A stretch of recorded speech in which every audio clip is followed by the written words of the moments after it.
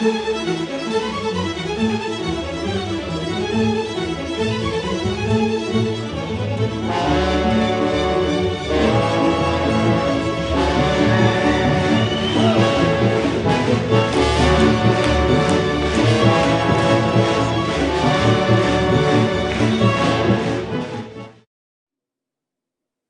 and welcome to another segment of the Cheyenne Symphony Orchestra's Virtuoso. I'm music director and conductor William Intriligator, and joining me today is our wonderful trombonist, Dan Watt. Thank you, Dan. Welcome. William, glad to be here. This is great. Yeah, it sure is. You know, one of the things that's so special about this is to not just to hear our musicians perform, but to get to know them a little better. And just seeing you in your home with the things behind you, it's already showing a little bit about you and your personality. Why don't you first start out by telling us, how long have you been in the Cheyenne Symphony Orchestra? Well, I joined the orchestra back in 2015, so this would have concluded my 5th year. Yeah. Which is crazy. Time has gone by so fast. I feel like I just joined the orchestra, but it's been 5 years. And before that, I think you subbed with us a few times too. So, I mean, but that was when you officially started. Yeah. Yes, that's right. That's right. Yeah. Where are you from originally, and how long have you been in the Front Range area? Well, I grew up in Colorado Springs, and I've been in Colorado most of my life. I did my undergraduate at the University of Denver, and that's where I met my current wife. I mean, my wife now is where I met her. But I did my graduate work in Evanston, Illinois, at Northwestern, and upon completing my degree there, she was my fiance at the time. We were trying to figure out where to go, and we just kind of thought, let's get back to Colorado because I had some connections there, and so we moved back and slowly but surely started making things happen here along the Front Range. That's great. Is she also a Colorado native, and is she also a musician?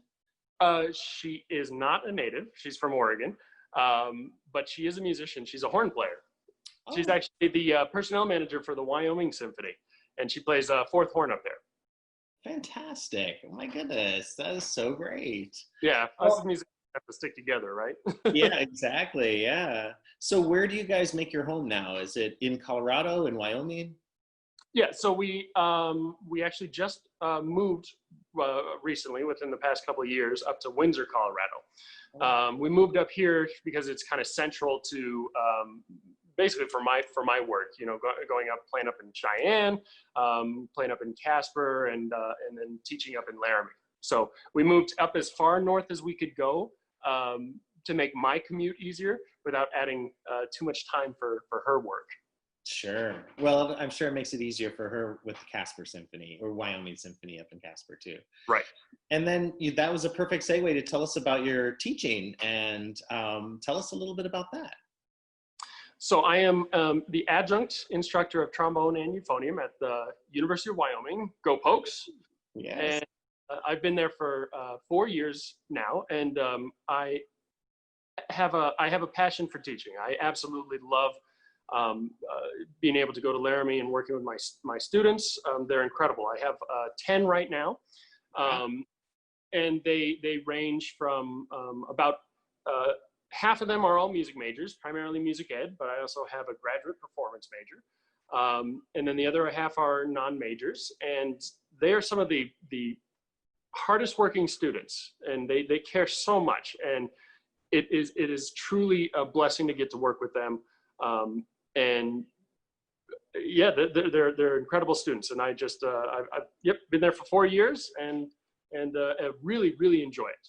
That is so fantastic. We have such a special relationship with the faculty there, with the Cheyenne Symphony Orchestra. We have so many of your artist faculty in the orchestra, and we're just so lucky to have such a great school of music right there at UW in Laramie.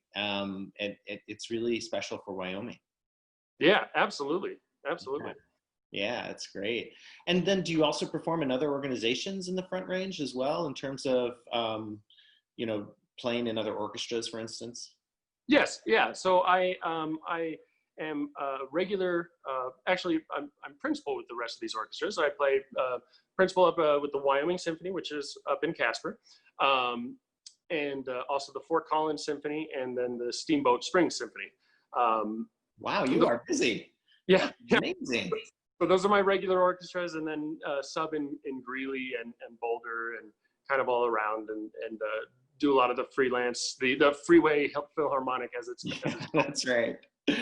Gosh, yeah. We are so lucky to have you in Cheyenne. My goodness, it's wonderful all that you're doing. Now, what age were you when you started music, and why trombone? How did you know trombone was right for you? So a little known fact about me that my friends and colleagues may or may not know, and people who don't know me may or may not know, but I'm actually a huge Star Wars fan. And when I was growing up, they were my absolute favorite movies, absolute. And they're still my favorite movies. And there was just something about Star Wars that I had to be a part of it. And as I was growing up, I realized it was the wonderful music that Star Wars is famous for. And so I had to be a part of Star Wars. And so if I couldn't learn to become a Jedi and learn to use the Force, I could learn to play the Force theme, and be a part of the orchestra. So I wanted to play. I wanted to start music back when I was in 4th grade, but I had to wait. My parents said, "No, we're not gonna have you start until there's a band program, which is in 6th grade." Now, it might seem a little bit contradictory, but in 4th grade, I really wanted to play the saxophone, which makes a whole lot of sense because of Star Wars music. But I really wanted to play saxophone. And so I had this idea that's what I'm going to play. And so the instrument tryout day that you have when you're picking an instrument, I went in there and I was super confident. I was like, yep, I'm going to play the saxophone. And I came in and I just sat down, what other instruments would you try? I only wrote that. And so, so they said, and so the person who was helping me try out instruments, she looked at her sheet and she said, well, we have 21 saxophones coming into 6th grade. So that's unfortunately filled. What we need? We need trombone. And so I was like, well, which one's that? She's like, it's this one. I was like, all right, fine. Well, to this day, I'm confident that woman was my guardian angel, because the trombone is I truly relate with it, and I think it's my voice, and it got me back on the path to playing Star Wars music. Right. I mean, one of my absolute favorite concerts that we do in Cheyenne is the Pops concert, and the Space concert, and getting to perform those. That is me realizing the dream that I had, and so that is one of my favorites. And then on the flip side, getting to perform that for all of those students that are bussed in, that's what got me excited about music. And so I get to realize the dream, get to play Star Wars music for kids. And I know that somebody's sitting out there going, I want to do that. And I would tell those kids, well, I'm proof that you can. I still remember some of the costumes that you've worn at our family matinees. I mean, it's like you're pretty dedicated to being a stormtrooper. I'm not sorry. Part of the part of the resistance, I should say. Yes. Well, more specifically, I'm an X-wing pilot. Yeah. X-wing pilot. Yeah, you've got the sort of orange and white. Yeah. Yes, and that's the only thing that I can wear, because I have the helmet that doesn't cover up the mouthpiece. So no, I've got a stormtrooper helmet and the Mandalorian helmet and everything. I just couldn't play with those on. See, I thought I was a Star Wars geek and fan, but compared to you, I think I'm a lightweight. Probably. But, those movies are so important to me too, and I think it was also another important way that I fell in love with the sound of an orchestra as well. And right. That is so funny though, that you were so set on the saxophone, and this one chance, encounter with this teacher changed your life, really. I mean, that's amazing. Well, I'd like to say course corrected, because it's like, in fourth grade, it's like, I mean, I didn't know anything. I mean, my family, my parents aren't musicians. This is, I'm kind of the black sheep when it comes to being a musician. And so I didn't know any better. Everybody knew what the saxophone was. Saxophone's cool. That's what I wanted to do. And so, yeah, course corrected. It was like, no. If you go this route, you're not going to be playing the music of John Williams with a full symphony orchestra in Cheyenne. Yeah, exactly. It's so funny when we hear about these stories about how our professional musicians, how they chose their instrument. So often it feels like it's like the instrument, it has to be right for the personality, and you don't know if it's like you choose the instrument or the instrument chooses you. And it's just so interesting about that, isn't it? Absolutely. So prior to teaching at UW, I actually worked for an El Sistema program in Denver, which was great, and I taught there for 4 years and taught underprivileged inner city kids and brought music to them, which was a great, rewarding experience. And you're exactly right. I remember through those years when when the instrument and the personality clicked, they really found that they were much more successful. And like I have names and I have faces in my head of trumpet players. It was like, you are absolutely a trumpet player and you found the right instrument. So right. Yeah, absolutely. So interesting. Well, let's talk a little bit about the music that you chose to play for us this evening. Tell us a little bit about this, because it's a composer who may not be known to many of our audience here tonight, but he's a legend in the trombone world, right? Tell us about him. Yeah, absolutely. So Tommy Pederson is, like you said, he's a legend in the trombone world. He was really big in the 60s, played with Frank Sinatra and Tommy Dorsey. Great trombonist and a great American jazz, primarily trombonist. And he wrote a lot of really, really fun music, concert pieces. He's really famous for his etude books, and he's got a great duet book that has a lot of these really fun, quirky duets. Like one of the duets is called Hippo and the Cabbage Patch. And that's great. And so they're fun and they're really quirky. And so this piece particularly is a piece for solo trombone with trombone choir.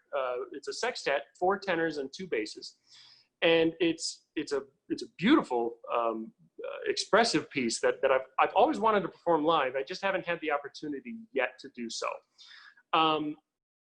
But more than that, I've actually always wanted to record it, to record all of it myself, to do the multi-tracking aspect of this. And so when I was originally invited to do this series, I was trying to figure out music that I could play. I was thinking about unaccompanied things that I could do, or I could play with a backing track and play a concerto or something. But I've always had an interest in this multi-tracking kind of aspect. Understand that when we're members of the orchestra, we desire to play in an ensemble. We desire to contribute to a greater whole. I love playing in my section in Cheyenne, and I miss those guys greatly. And then the extension of that, I miss the rest of the playing, contributing to the brass section, which contributes to the rest of the wind section, which contributes to the orchestra as a whole. We really, as ensemble players, we want to participate in a larger thing. And so, especially now, as of late, with all of these circumstances, we've been confined to playing by ourselves. And so, like I said, I've always had an interest in multi-tracking. I've done some duet stuff. I've done some trios and quartets, much smaller, more straightforward stuff. I've even done some pop stuff. I've recorded Pharrell's Happy and Camila Cabello's Havana, and those are great. And when I say straightforward, I mean it's one tempo. A lot of it is a bit on the repetitive side, and so you can kind of loop things. And so bringing it back to this, when I was invited to do this, I thought, you know, maybe this is the push that I need to do this much larger concert piece. It has more rubato in it. It has different tempos, accelerandos and rallentandos. And so it was going to be a really big stretch for me to do this. But it's something that I've always wanted to do. I've loved this piece. I've wanted to do it live, but if I can't do it live, that doesn't stop us from creating it and playing all of the parts. Fantastic. So with the background that Pederson had, should we expect it to be jazzy at all, or is this in a different style? No, it definitely has some jazz idioms to it for sure. It's not straightforward. It's not a swing tune or anything like that. But he has a lot of the jazz inflection for emotional aspects. I think people will really enjoy how it transitions through different segments of the piece, different emotional qualities. Fantastic. Well, I can't wait to hear it. Thank you so much for doing this, Dan. And we're going to get right into it now. Is there anything else you wanted to share before we present your performance? I hope that you enjoy it. It's been a lot of fun. I appreciate the push from you and the Cheyenne Symphony to put this together. And it's not perfect, but I think it came out. I was pleased with the way that it came out. Great. All right, we'll get right into it. Thank you, Dan.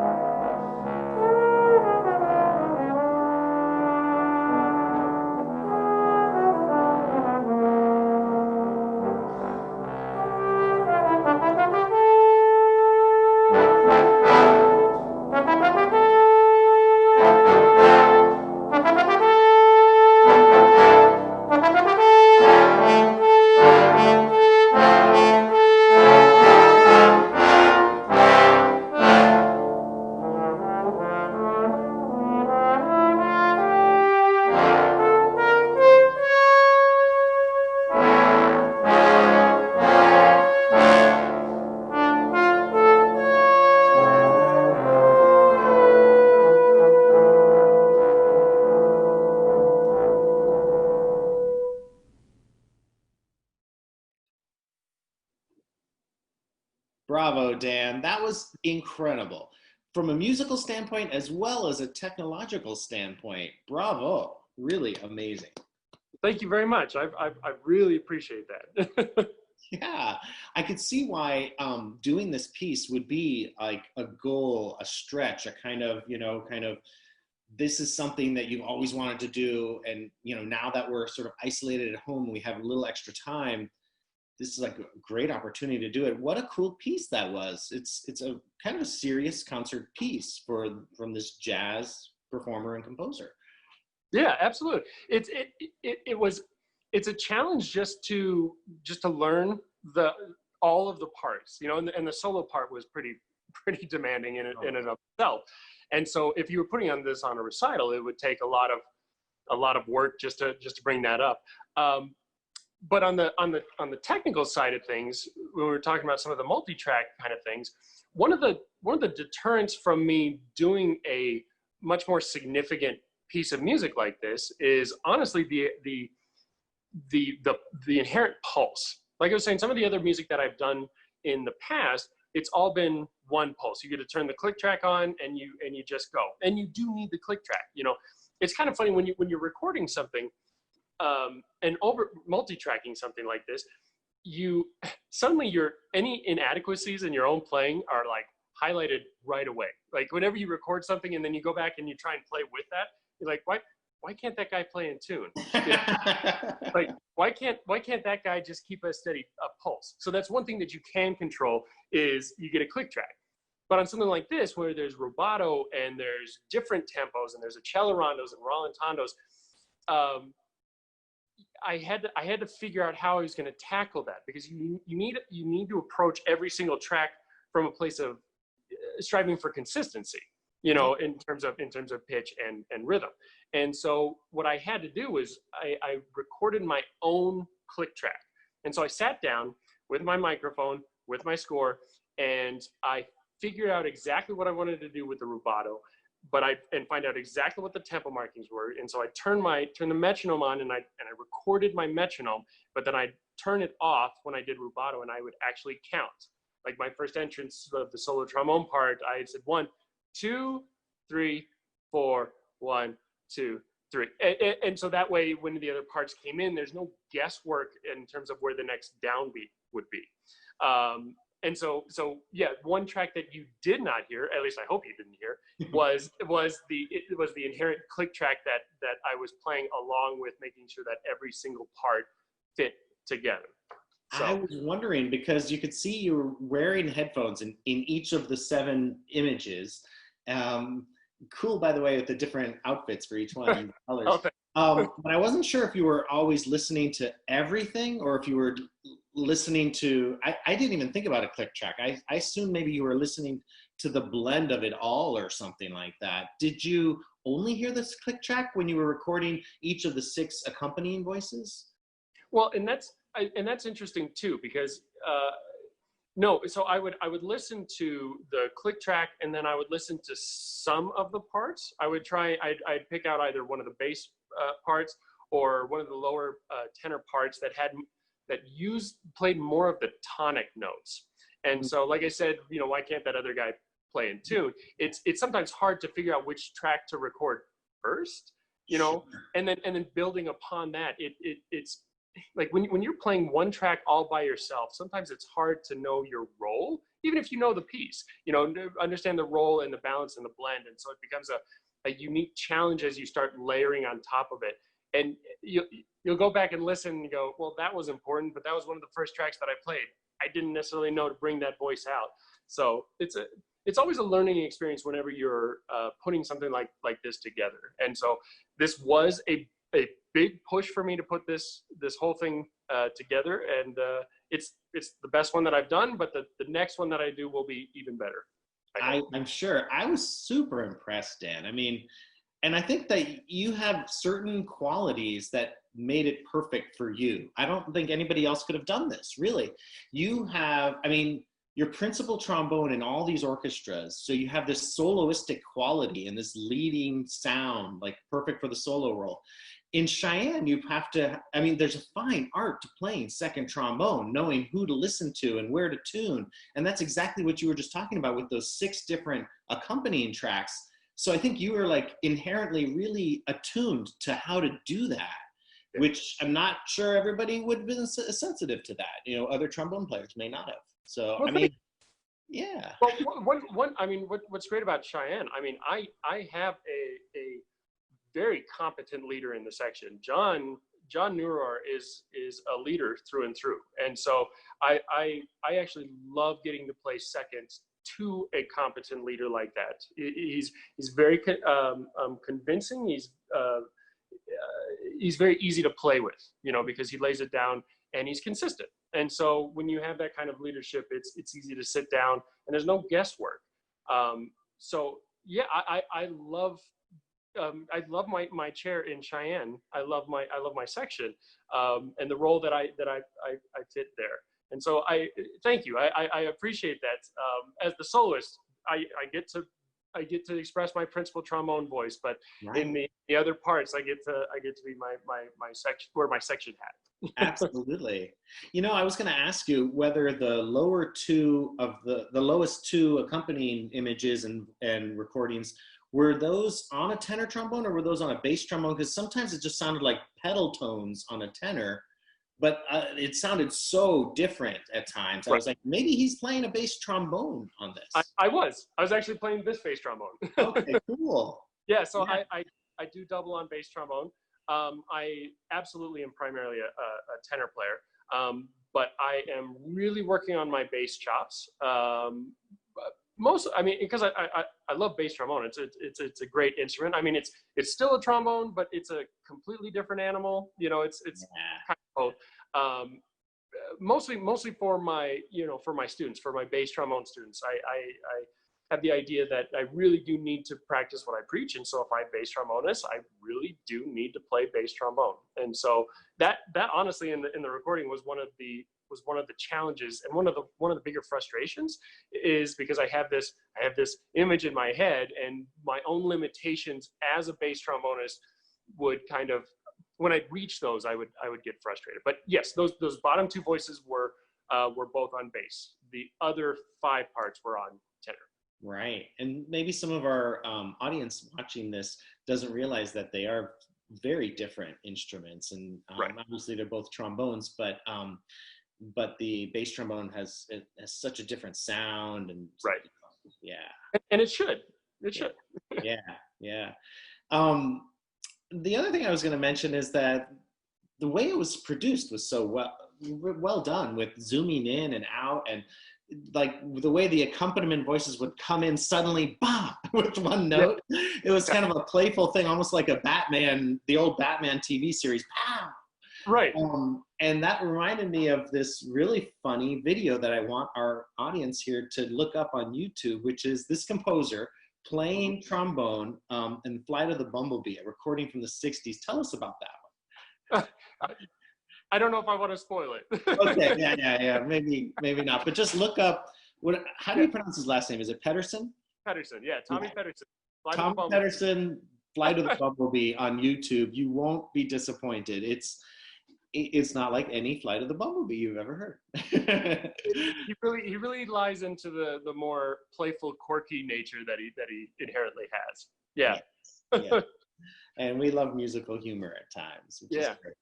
Well, thank you for the comments about the video production. You know, during this time, you see a lot of videos done much like mine, right? Where you see the multi-tracking, and you see the videos, and they're great. There's some really amazing ones, but a lot of time I find myself finding the video to be a little bit on the stale side if it's just sitting there, right? And so the video production that I tried to do was to try and showcase, like, musically what was important. When the trombone choir was the voice, I wanted your attention on the trombone choir, not me standing there with my trombone counting reps, you know? Right. And so it was supposed to really engage the audience more. And then the different angles and the zooming in, and I almost thought if there was somebody else in the room with you, but you were telling me before we were recording that is something that you just mastered all on your own? Right. So just like how I'm experimenting and learning more about multi-tracking, I'm really interested in video production and like what is possible and what is engaging. And so I've been experimenting with more things. Yeah, the second angle, I had two cameras set up just for the solo trombone part and tried to pick, when is it necessary for you to look at my face? When is it more necessary to look at the body of the horn? And again, just to keep the video dynamic, it's like very. We have this opportunity. It's like, well, let's explore what works. And I'm glad that the Batman thing was that you enjoyed that. I literally had to ask my wife. I was like, "Is this cheesy?" She's like, "No, it's great." I was like, "You sure it's not cheesy?" I think Pederson would have been happy about that. Well, Dan, you're a man of so many talents. We're so lucky to have you and your artistry and talent in the Cheyenne Symphony Orchestra. Thank you so much for everything that you brought to this tonight. Is there anything else you'd like to share with our audience out there? Yes, I would like to say, I'd like to thank you, and I'd like to thank the Cheyenne Symphony for putting these together. These videos, I've been watching them too, and I think that they've been great for our patrons to get to know the musicians a little bit better. But honestly, I've enjoyed them personally so much. I'm getting to know my own colleagues better, and hear some truly beautiful performances and interesting performances. I got to ask Becky about her looping pedals. And I mean, how cool was that? And rock violin and some of these other things that the other musicians are doing that I had no idea. So I'm grateful to have been invited to participate in this. I'm really blessed, and it's quite an honor to be here right now. But I've truly enjoyed getting to know my own colleagues better, and so it's the silver lining in all of these circumstances. I mean, look at what you've been able to put together as a result of this, and the music keeps going, and I'm grateful for that. So thank you. Thank you, Dan. I feel the same way. I'm getting to know you and the other musicians in the orchestra so much better. And I mean, we're like family, and it's just wonderful to actually see each other and to have a chance to get to know more about them and their background and their personalities and see them in their homes. It's really special. Right. I know there was one other thing you wanted to mention, which is that you were really looking forward to playing our film with live orchestra to Raiders of the Lost Ark. Yeah. Yes. Oh my gosh. I mean, like I said, I'm a musician because of Star Wars, and if you boil that down, I'm a musician because of John Williams, and I was so looking forward to doing Raiders of the Lost Ark in concert. Again, that is the totality, the realization of the dream, is to be a part of something that big, and I was so sad and I was so disappointed that it had to be canceled. But I can't wait till the whole orchestra gets back together again. I miss all of my colleagues so much. Yeah. I miss making music, and I know that we will return, and I'm looking forward to that day. I can't wait. And as far as the Raiders of the Lost Ark goes, it's not fully canceled. It's just postponed, and It's not a matter of if we do it. It's just a matter of when we do it, and we're trying to find a way to do it safely. And we think we might be ready to make an announcement about that in the coming weeks. So stay tuned. If you're also like Dan and me, super excited for the Cheyenne Symphony Orchestra to play film with live orchestra with that incredible John Williams score to Raiders of the Lost Ark, it will happen. So hold on to your tickets if you already bought them. And if you haven't bought them, well, we'll probably sell you some tickets once the date is announced. Yeah. Thank you so much, Dan. Yeah, I can't wait either. Yeah. This has been so much fun. Thank you again. Bravo again. And I can't wait to make music together with you and all of our friends in the Cheyenne Symphony.